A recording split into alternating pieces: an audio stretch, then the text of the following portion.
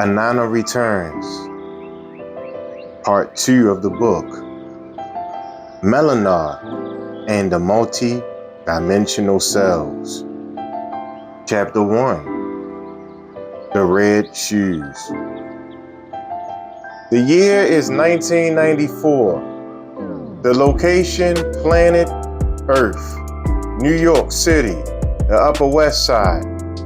Gracie gets out of the taxi on Broadway and 78th Street, clutching a shopping bag from an expensive midtown department store firmly in her arms. Exhilarated and nervous at the same time, she ponders her state of mind. She has just paid $300 for a pair of high-heeled shoes, an obscene amount she knows to pay for a pair of shoes.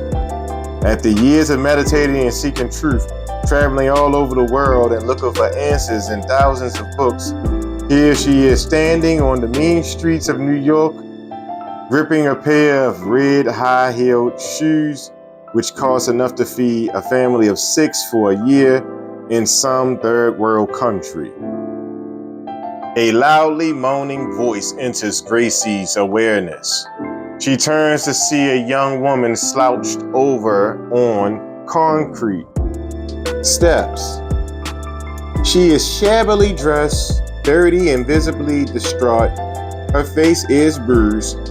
Weeping hysterically, the young woman cries out in a loud voice, "I have nothing, nowhere to live, nothing to feed my children." Her desperation fills the street as she begs passerbyers for anything. Being in New York City, they naturally ignored her completely. The shopping bag grows heavier in Gracie's arm. Feeling faint and guilty, she discreetly opens her purse and pulls out $20. Careful not to attract any attention from potential muggers, slowly walking towards the sad young woman, Gracie drops the $20 bill into callous, waiting hands.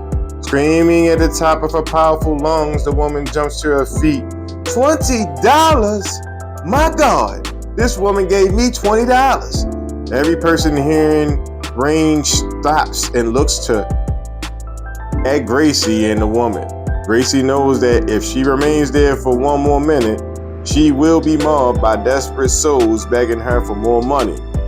In sheer panic, Gracie begins to run, dodging traffic as she races across Broadway on 78th Street and down to Riverside Drive. Kissing the doorman as she enters her apartment building, she hurries into the elevator and sags against its walls with her heart beating loudly, and the shoes are gone. In another dimension, Inanna, the beautiful Palladian goddess, sits in a transparent oval contemplating the multi-dimensional cells she has projected out onto the time-space continuum. An impulse of fear and panic from one of the cells reaches her. Focusing on the area of irritation, Inanna pulls up the image of Gracie in the elevator. The girl's heart is racing dangerously.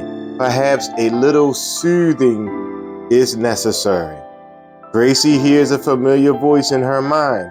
"Calm down. You're all right. It was nice of you to help that poor woman.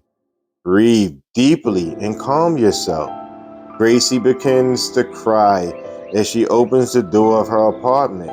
2 wonderful black German shepherds jump all over Gracie, kissing her tears and welcoming her home. She gratefully embraces her guardian angels. Gracie moves to the window. After 20 years in New York City, she is finally living in an apartment with a stunning view of the Hudson River. The apartment is on the 20th floor, maybe one floor for every year. From the safety of her perch, Gracie looks down to Riverside Park.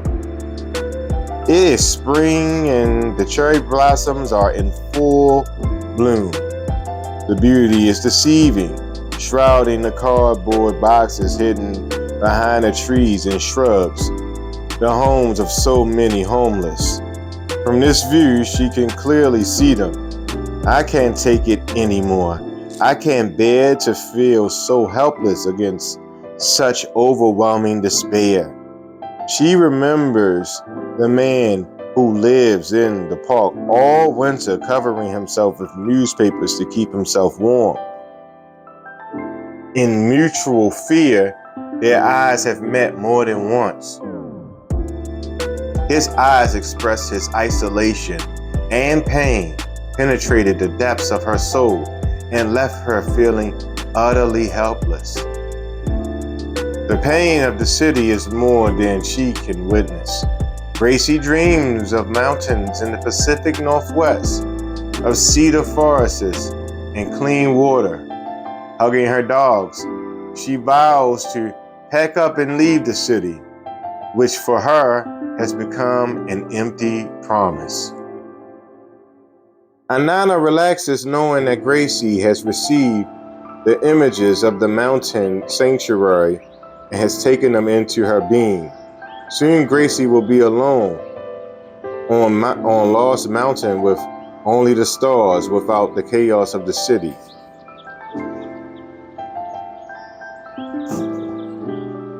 She might listen to Inanna, and in the silence of the forest, Gracie may remember.